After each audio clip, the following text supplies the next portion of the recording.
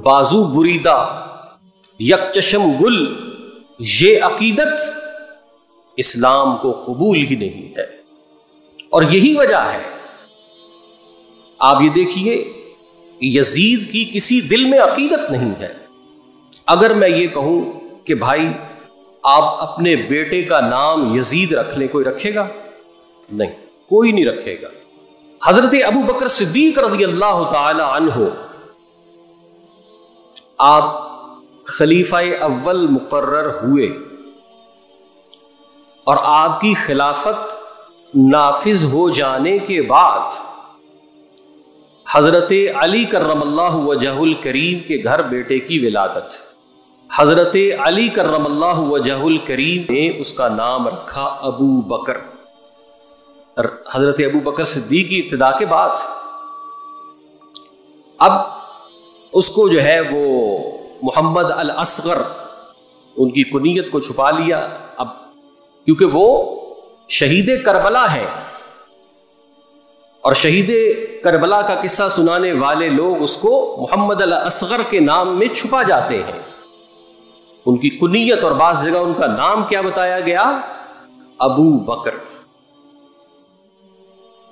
अब जिससे मोहब्बत न हो उसके नाम पर अपने बच्चों का कोई नाम रखता है? हजरत इमाम हसन रज़ी अल्लाह ताला अन्हु, आपने अपने बेटे का नाम रखा अबू बकर। हजरत इमाम हुसैन रज़ी अल्लाह ताला अन्हु, उन्होंने अपने बेटे का नाम रखा अबू बकर। अब बताइए कि इस अहले बैत अतहार की अजीम नस्ल में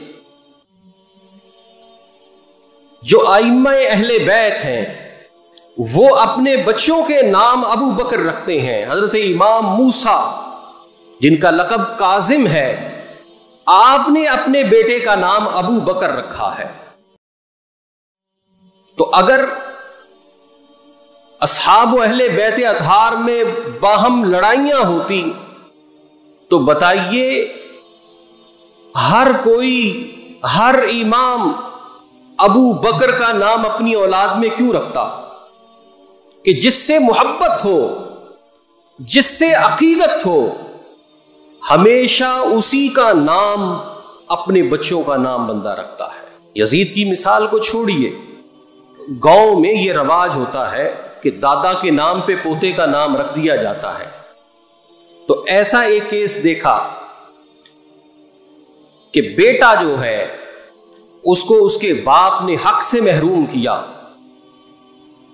जब इस बेटे के बेटा पैदा हुआ तो इसको कहा कि तू सबसे बड़ा बेटा है तो अपने बाप के नाम पर इसका नाम रख दे। वो कहने लगा कि मेरे बाप ने मुझे मेरे हक से महरूम किया, मैं उसके नाम पे क्यों अपने बेटे का नाम रखूं? तो अब अगर हजरत अबू बकर सिद्दीक ने हजरत अली की खिलाफत गसब की थी तो वो अपने बेटे का नाम अबू बकर क्यों रखते हैं? हजरत इमाम हसन, वो अपने बेटे का नाम अबू बकर क्यों रखते हैं? हजरत इमाम हुसैन अपने बेटे का नाम अबू बकर क्यों रखते हैं? हजरत मूसा काजिम रज़ी अल्लाह ताला अन्हुम अजमाइन, ये सारे लोग अपने बेटों के नाम खलीफा अव्वल हजरत अबू बकर सिद्दीक रज़ी अल्लाह ताला अन्हु के नाम पर क्यों रखते हैं? बाहम मोहब्बत थी, लेकिन जिनके दिल में बुग़्ज़ो कदूरत थी उन्होंने ऐसी तारीख रकम करने की कोशिश की कि इनकी आपस की मोहब्बतों को धुंधला दिया जाए, लेकिन ये मोहब्बतें धुंधला नहीं सकती। हजरत अबू बकर सिद्दीक, हजरत मौला अली करमल्लाहु वजहुल करीम मस्जिद में नमाज पढ़ के निकलते हैं और देखा कि रस्तों में बच्चे खेल रहे हैं, हजरत इमाम हसन भी वहां खेल रहे हैं।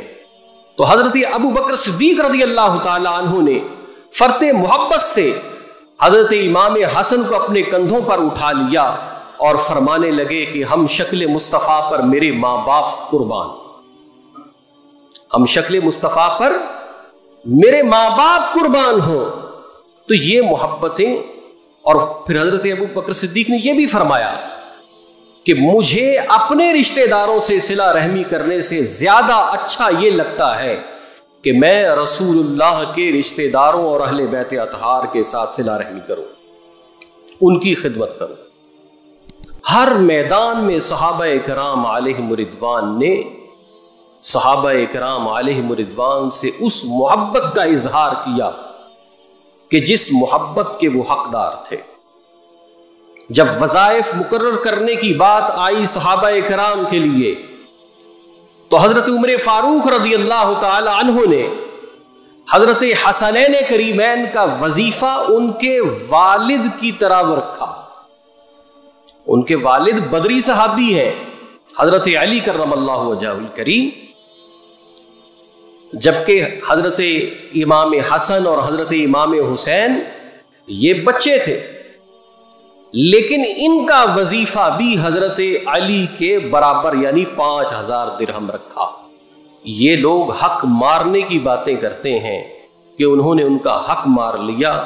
اگر چشم تصور اور حقیقت سے دیکھا جائے تو یہ ہے کہ جو ترتیب میں حق بنتا ہے وہ صحابہ کرام خلفائے راشدین اہل بیت اطہار کو اس سے بھی زیادہ نواز رہے ہیں۔ کیوں کہ جو صحابہ کرام علیہم رضوان کے ہاتھ میں ہے وہ سب کا سب نسبت رسول اللہ صلی اللہ علیہ وسلم ہی کے طفیل ہے۔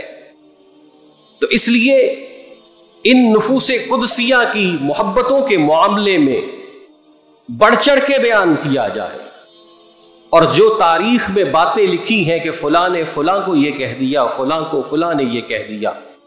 اب بتائیے کہ یہ ایک طرف تاریخ ہے اور دوسری طرف قرآن ہے۔ ہم اگر ایمان لائے ہیں تو تاریخ پر لائے ہیں یا قرآن پر لائے ہیں؟ قرآن یہ کہتا ہے والذین معہ اشداء علی الکفار ورحماء بینہم، کہ جو رسول اللہ کی معیت میں ہیں وہ کافروں پر شدید ہیں، باہم بہت رحم دل اور محبت کرنے والے ہیں۔ تو معیت مصطفیٰ اہل بیت اطہار کو بھی ملی ہے اور اصحاب رسول اللہ کو بھی ملی ہے۔ اس لیے ہم اہل ایمان پر یہ فرض ہے کہ ہم ان دونوں محبتوں میں جو دامن اعتدال ہے اس کو ہاتھ سے نہ جانے دیں۔ کسی ایک کی محبت میں غلو کرنا اور دوسروں کی محبت میں کمی کرنا یہ اپنے ایمان کو خطرے میں ڈالنے والی بات ہے۔